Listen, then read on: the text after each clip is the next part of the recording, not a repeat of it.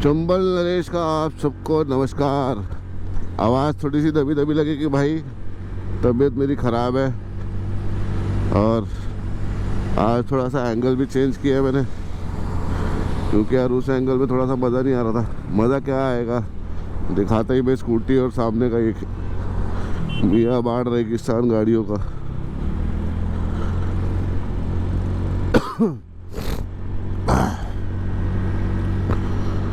ओए होए निकुड़िया नैन दिया, ओए होए निकुड़िया नैन दिया।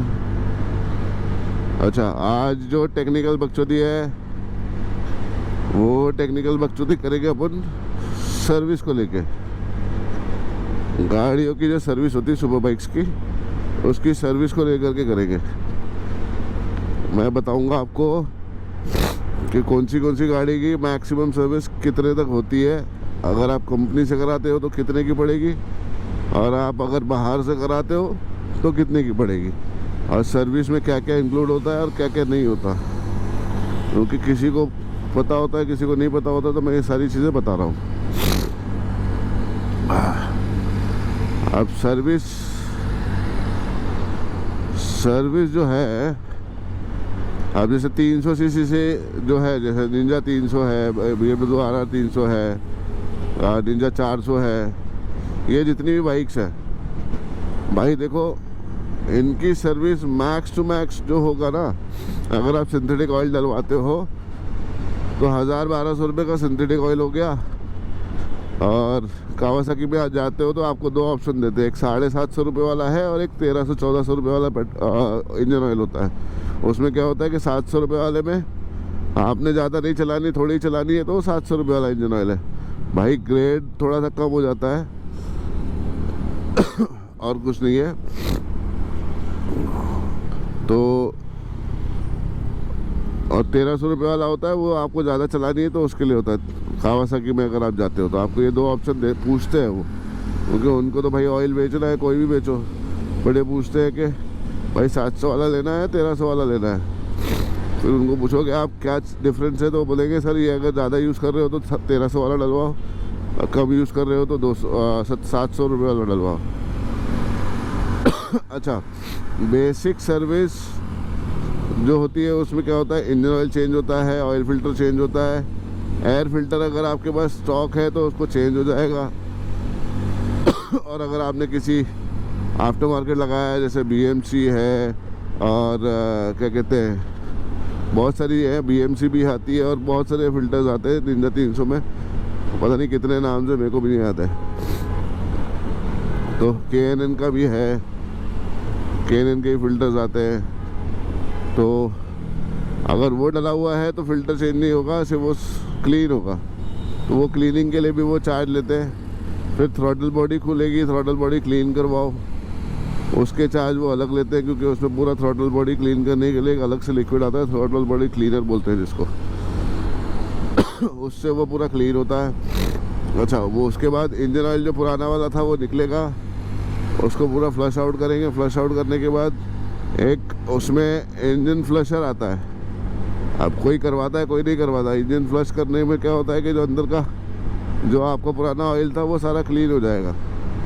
लेकिन मैं नहीं मानता, क्योंकि वो फ्लशर कभी कभी कहीं रह गया अंदर तो सारा इंजन ऑयल में मिक्स हो जाएगा, तो इसलिए मैं नहीं करवाता हूँ। मतलब भाई इंजन ऑयल जो है उसको पूरा निकाल दो, उसके बाद जो नया इंजन ऑयल है वो जाएगा अपने आप, तो पुराना इंजन ऑयल का पता ही नहीं चलेगा। तो इंजन ऑयल चेंज हो गया, फिर ऑयल फिल्टर चेंज होता है। इंजन ऑयल चेंज करने के टाइम पे ऑयल फिल्टर में भी 100-150 ग्राम ऑयल होता है, 100-150 ml, वो चेंज होता है। ऑयल फिल्टर तो चेंज होता है भाई, वो उसको आप लगा ही नहीं सकते हो, हर सर्विस पे वो चेंज होगा, क्योंकि ऑयल फिल्टर करता है ऑयल को और वो ख़राब हो जाता है। जितना अगर आप उसको चेंज करोगे तो उतना ही अच्छा है आपके लिए।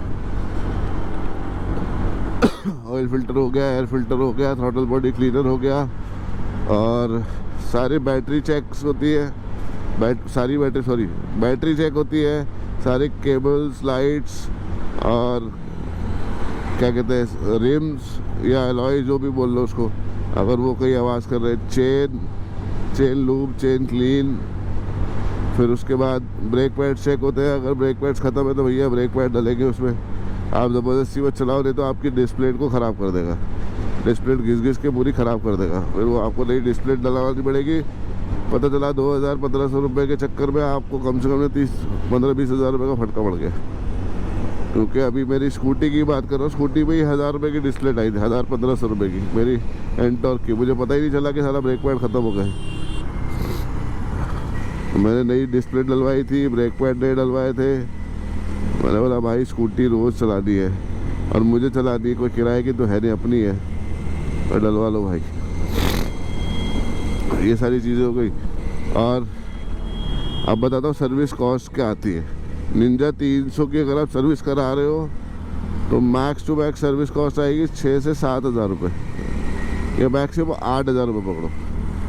8 हज़ार रुपये में गाड़ी पूरी सर्विस हो करके, जिसमें जो सामान लगेगा उसके चार्जेस अलग है। जैसे ब्रेक पैड हो गया या कुछ और आइटम हो गया तो उसके पैसे अलग है, वो इसमें इंक्लूड नहीं है। ये सिर्फ बेसिक सर्विस है जिसमें आपका इंजन ऑयल फिल्टर चेंज होगा, एयर फिल्टर अगर चेंज होगा तो उसके पैसे लगेंगे, नहीं अगर नहीं होगा तो नहीं लगेंगे। बाकी लेबर चार्जेस और सब मिला करके 8 हज़ार रुपये में सर्विस हो जाती है। और अगर आप निंजा 1000 या 1000 सीसी या जीनो 100 ये सब की सर्विस करवा रहे हो तो इसकी सर्विस होती है 10 से 11 हज़ार रुपये। अब इसमें भी सेम प्रोसीजर है, वही एयर फिल्टर अगर आपका KNN का और BMC का या किसी अदर कंपनी का है तो वो खाली क्लीन होगा। बाकी थ्रॉटल बॉडी क्लीन हर सर्विस पे करवाना ज़रूर, हर 2000-2500 किलोमीटर पे करवा लो।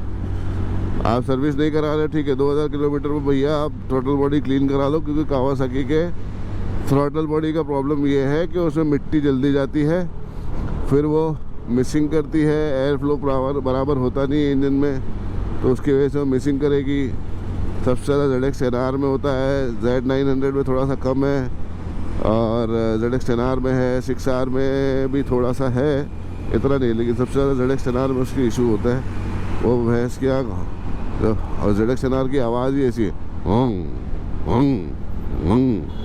ऐसे करती है, मिसिंग करेगी। और हार्ले में स्ट्रीट 750 750 सीसी जितनी भी हार्लेज है भाई साहब 7 से 8 हज़ार रुपये की सर्विस होती है, उससे ज़्यादा कहीं सर्विस नहीं होती है। उसमें सब कुछ ऐसे ही होता है, इंजन ऑयल चेंज होगा, ऑयल फिल्टर चेंज होगा, एयर फिल्टर क्लीन होगा, सारा प्रोसेस है ऐसी। बस उसमें चेन लूप चेन क्लीन नहीं होता क्योंकि वो बेल्ट ड्राइव होती है और बेल्ट ड्राइव से उसका आपका मेंटेनेंस बच जाता है। अच्छा, उसमें स्पार्क प्लग ज़रा सा ध्यान दिया करो, स्पार्क प्लग उड़ जाता है। अब कभी कभी ऐसा होता है कि एक सिलेंडर चल रहा है, नहीं चल रहा, कैसे पता चलेगा? जैसे आपकी 4 सिलेंडर है और आप उसको चला रहे हो, आपको आवाज़ थोड़ी सी चेंज लगी कि यार साला, आपको ऐसा फील हुआ कि कुछ तो गड़बड़ है, एक सिलेंडर नहीं चल रहा शायद, तो कौन सा नहीं चल रहा कैसे पता चलेगा? तो आप उसमें जो उसके बेंड पाइप होते हैं, जो हेडर्स होते हैं, हेडर्स पे हेडर्स विजिबल होते हैं हर बाइक्स के, किसी बाइक के नहीं होते हैं। वो सामने से आपको उसका एक नीचे का पैनल निकालना पड़ेगा तो आपको विजिबल हो जाएंगे। उसमें क्या करना है, एक फुसफुस जो आता है पिचकारी वाला, उसको ले लेना है और उसको सारे बैंड पाइप से जो हेडर्स है उस पर स्प्रे करना है। अब उसमें पता चल जाएगा, अगर जो हेडर चालू है तो उस पर पानी पूरा इवेपोरेट हो जाएगा, और जो हेडर नहीं चालू है वो नहीं होगा, क्योंकि वो गर्म ही नहीं हुआ तो कहाँ से इवेपोरेट होगा। इवेपोरेट मतलब गायब हो जाना, भाप बन जाना। हाँ, तो ऐसा है। अब हार्ले का स्ट्रीट 750 बता दिया मैंने, निंजा 300 बता दिया, जीनो 100 बता दिया। 10R की सर्विस मैक्सिमम 10 से 11, अगर ज़्यादा से ज़्यादा होगी तो 12 हज़ार रुपये, उससे ज़्यादा करेगी है। और क्या कहते हैं, अब वो डिपेंड करता है, आप अगर बाहर से करा रहे हो, पोटोलिन का डलवा रहे हो तो भैया वो 1500 रुपये 1600 रुपये का आता है पोटोलिन। 1500 रुपये के हिसाब से 15 × 45 4,500 ये हो गया। फिर उसके बाद में ऑयल फिल्टर, एयर फिल्टर अगर क्लीन होगा तो उसके भी चार्ज है। थ्रॉटल बॉडी का कंपनी 3000 रुपये चार्ज करती है, बाहर लोग 2000 रुपये चार्ज करते हैं। थ्रॉटल बॉडी में होता कुछ नहीं है, अगर छोटा सा बेसिक अगर आपको आता हो खोलना, टैंक उठा के बाद थ्रॉटल बॉडी का जो बॉक्स होता है उसको खोलना होता है। उसको खोलने के बाद वो तो एयर फिल्टर हो गया, सॉरी थ्रॉटल बॉडी इधर आके नीचे जहाँ पे सारा वो 4 सिलेंडर के पाइप्स होते हैं। जब वो उसको देखना है उसमें अगर गंदगी है, ब्लैक पूरा जमा है, तो भाई उसको एक अच्छा सा साफ कपड़ा लो, थ्रॉटल बॉडी क्लीनर आता है वो लो, उसको स्प्रे करो और उस कपड़े से सिर्फ एक बार ऐसे स्वाइप करना है। ऐसा नहीं रगड़ देना भाई साहब, रगड़ना नहीं है उसको, रगड़ने से वो ख़राब हो जाएगा। सिर्फ स्प्रे करना है। स्प्रे करने के बाद उसको पूरा क्लीन कर लेना है कपड़े से, जितना गंदगी है सब साफ़ हो जाएगी। और एयर फिल्टर जो है, एयर फिल्टर बॉक्स होता है टैंक के नीचे, उसको खोल लेना है। उसको भी अगर क्लीन वाला है तो क्लीन करना है, अगर चेंज करने वाला है तो चेंज कर लेना। तो ZX-R 10 से 12 हज़ार हो गई, हायाबुसा 10 से 12 हज़ार, मैक्सिमम 13 हज़ार रुपये। उससे ज़्यादा की सर्विस नहीं होती है। अब हाँ, मैंने ट्रायम T120 ट्रायम से सर्विस करवाई थी वेस्ट बंगाल से। भाई साहब सर्विस करवाई थी और सामान भी लगवाया था, ऐसा नहीं है। टोटल कॉस्ट आया था 25,000 रुपये। उसमें कुछ सामान थे जो मैंने लगवाए थे, कुछ चेंजेस करवाए थे ब्रेक पैड से, और भी बहुत कुछ थे। अब भाई उसका पुराना सर्विस का बिल मैंने देखा, कस्टमर से भाई साहब ने 3 लीटर इंजन ऑयल के 10-10 हज़ार रुपये लिए। मैंने पूछा भाई 10,000 रुपये वाला कौन सा इंजन ऑयल है? कह रहा किसने बोला? बोला ये देख बिल। कह रहा है भैया वो स्कैम कर गए थे इसलिए तो वो एजेंसी बंद हो गई। मैं बोला एजेंसी बंद हो गई? अच्छा अभी बोलता है एजेंसी बंद हो गई। मैं बोला यही तो एजेंसी है सेम। भाई अगर यकीन नहीं होता है ना तो मैं वो सर्विस रिकॉर्ड ला के दिखा दूँगा। आप बोलना, नीचे कमेंट करना, मैं सर्विस रिकॉर्ड पे दिखा दूंगा। भाई साहब 10,000 रुपये लीटर के हिसाब से उन्होंने इंजन ऑयल का चार्ज लिया। मैं बोला भाई ऐसा कौन सा इंजन ऑयल डाल रहे हो तुम लोग जिसका तुम 10,000 रुपये चार्ज कर रहे हो? अच्छा ये सारी सर्विस की हो गई। कितनी भी हैवी से हैवी बाइक हो भैया 10 से 15 हज़ार रुपये में आपकी सर्विस हो जाती है, मैक्सिमम 15 हज़ार रुपये। डुकाटी का मैं नहीं बता सकता बिकॉज डुकाटी भाई मैंने नहीं चलाई है। डुकाटी में सिर्फ मैंने मॉन्स्टर चलाई है, मॉन्स्टर का वही 10 से 12 हज़ार रुपया। और आपकी क्या कहते हैं DIL चलाई है तो वो भी 15 हज़ार रुपये के आसपास सर्विस है उसकी। नॉर्मल सर्विस, बेसिक सर्विस कर रहा हूँ भाई, वो डैशमो सर्विस नहीं, डैशमो सर्विस तो जाती है सीधे 50 हज़ार रुपये, और वो कंपनी से ही करवाना डैशमो सर्विस। बाहर से डैशमो सर्विस कराने की ज़रूरत नहीं है। देखो पैनेमेरा मेरी फेवरेट पोर्शे यार, सारी पोर्शे मेरी फेवरेट है। कोई भी हो, पैनेमेरा हो, करारा हो, GT करारा, फिर वो कोई भी पोर्शे हो मेरी फेवरेट है भाई। क्या गाड़ी है।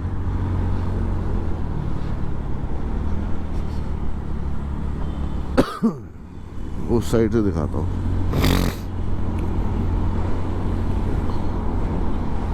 एक नंबर पोर्शे पैनेमेरा। अभी अपन यहीं से गुल जाएंगे, गायब, वहाँ जाने की ज़रूरत नहीं, यहीं से गुल। चलो भैया सड़क लो।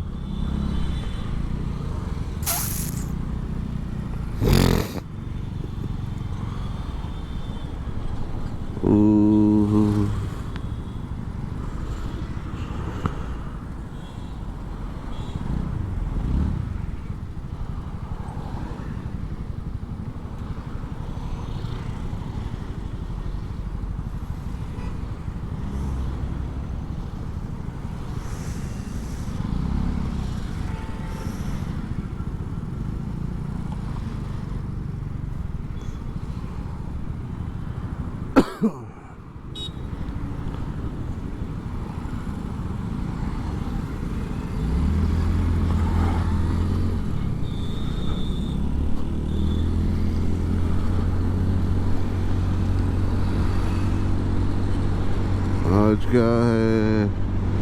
आज गुरुवार है। आज गुरुवार है, बच्चे को बुखार है तेरी मम्मी ने तो। अच्छा ये हो गया सर्विस का सारा। सर्विस का मैंने बता दिया भाई। गाड़ी में कंपनी खर्चा करती है, R&D करती है। एक चीज़ और बता रहा हूँ, जो लोग फालतू के जो एसेसरीज लगवाते हैं ना गाड़ियों में भाई, उनके लिए ये भाई कंपनी बेवकूफ़ है क्या? इतना खर्चा करके R&D करके, ओ भाई साहब जाम ही जाम। क्या बात है, कंपनी इतना खर्चा करके R&D करके बाइक बनाती है, उसको कई साल लग जाते हैं एक बाइक बनाने में, परफेक्ट बाइक बनाने में, जो कस्टमर के हिसाब से, अपने हिसाब से भी नहीं, कस्टमर के हिसाब से वो बनाना चाहती है और कंपनी बनाती है। उसके बाद क्या होता है, कंपनी उसको बनाने के बाद कस्टमर के लिए बना करके मार्केट में लॉन्च करती है। अब पब्लिक क्या करती है, उसमें एसेसरीज लगवाती है। अबे गधो, कंपनी ने अगर एसेसरीज के लिए बोला होता तो कंपनी खुद लगाती ना, अगर वो इम्पोर्टेंट हो। चलो मैं फ्रेम स्लाइडर्स मानता हूँ, फ्रेम स्लाइडर लगा लो, एयर फिल्टर ने वो लगा लो कि हाँ भाई बार बार कौन डालेगा 2-3 हज़ार रुपये, सीधा एक ही बार में 6-7 हज़ार रुपये का डाल दिया और काम ही ख़त्म। KN का या BMC का या कोई भी जो भी हो आफ्टर मार्केट, वो भी मेरे को समझ में आया। लेकिन उसमें फोक प्रोटेक्टर क्यों डालते हो भाई? फोक प्रोटेक्टर से क्या फ़ायदा है? फोक प्रोटेक्टर आपको कहाँ बचाता है, मेरे को समझ में नहीं आया। रेडिएटर ग्रिल समझ में आ गया, पीछे अगर आप लगा रहे हो वो छोटा सा क्रैश गार्ड तो समझ में आ गया कि भाई वो एग्जॉस्ट घिसे ना, एग्जॉस्ट से संभल बचे, पीछे की टेल जो बचती है वो उससे बच जाती है। चलो एग्जॉस्ट पे के ऊपर जो लगाते हो, एग्जॉस्ट वाला क्रैश गार्ड जिसको बोलते हैं। लेकिन मेरे को फोक प्रोटेक्टर नहीं समझ में आया। फालतू का फोक प्रोटेक्टर बना लो, वो भैंस की आँख पूरी गाड़ी का लुक ख़राब कर देता है, काम वो कुछ नहीं आता है। फोक प्रोटेक्टर सबसे बेकार चीज़ है भैंस की आँख। कहीं आप जा रहे हो, कहीं कुछ धागा वागा फंस गया साला उसमें तो, या कुछ भी फंस गया तो साला वो तुम्हें लेके ही जाएगा। किसी दिन फोक प्रोटेक्टर की वजह से गिरोगे। फोक प्रोटेक्टर मत लगवाया करो। बाकी अगर लगवाना है तो डिसेंट सा कोई लगवा लो, लेकिन उसका कोई काम नहीं है, क्योंकि गाड़ी जब गिरती है तो फोक को चोट बहुत कम लगती है। फोक को चोट क्या लगेगी, जब अगर आप सामने से जाके किसी को ठोक रहे हो तो उसके फोक पे जग आएगा। अगर आप साइड वेज में गिर रहे हो तो फोक पे कहाँ लगेगी भाई? तुम्हारे बाइक की बॉडी इतनी चौड़ी होती है कि तुम्हारे बाइक पे ही फोक अटक जाता है। बाइक गिरेगी तो साइड में फ्रेम साइड है उसी पे अटक जाएगा, फोक टच ही नहीं होगा। हाँ हल्का सा टच होता है, चलो मैंने मान लिया कि कहीं ऊपर खावड़ रस्ते उसमें टच हो गया तो उसमें वो फोक प्रोटेक्टर काम आता है, बाकी किसी चीज़ में काम नहीं आता।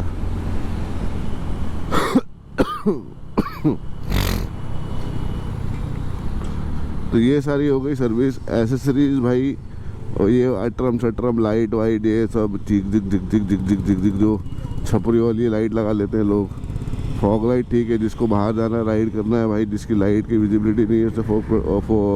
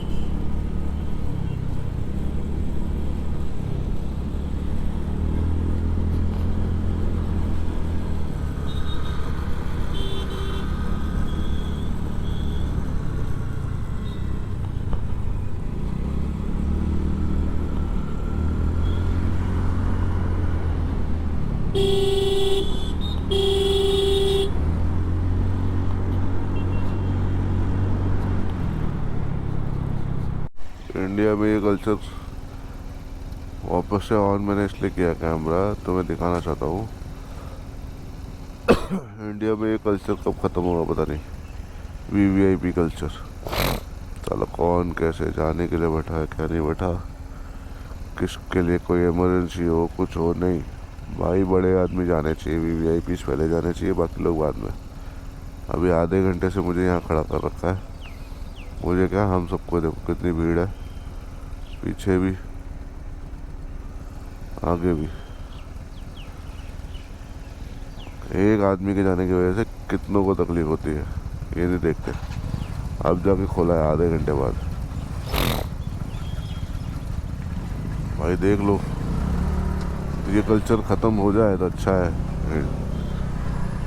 भाई। वीआईपी के लिए अलग रोड बना लो, जाओ अलग रोड से, या अलग लेन बना लो, जैसे विजय थालापति ने किया है। वीआईपीज हैं उनके लिए अलग रोड बना लो, पैरेलल चलेगा भाई, जाओ।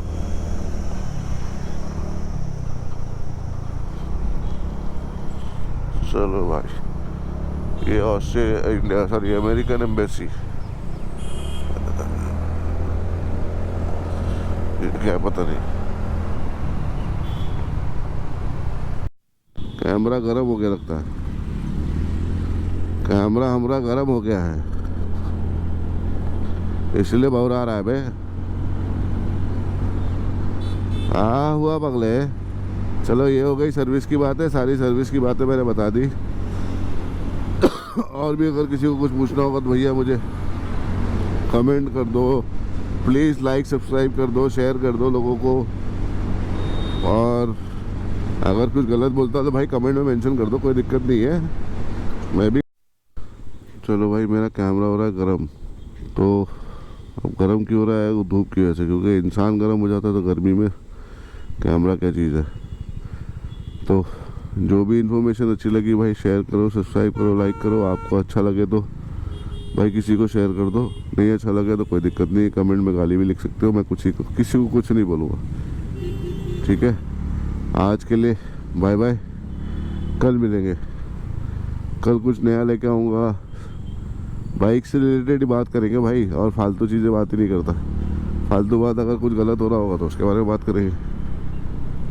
चलिए ठीक है, बाय बाय।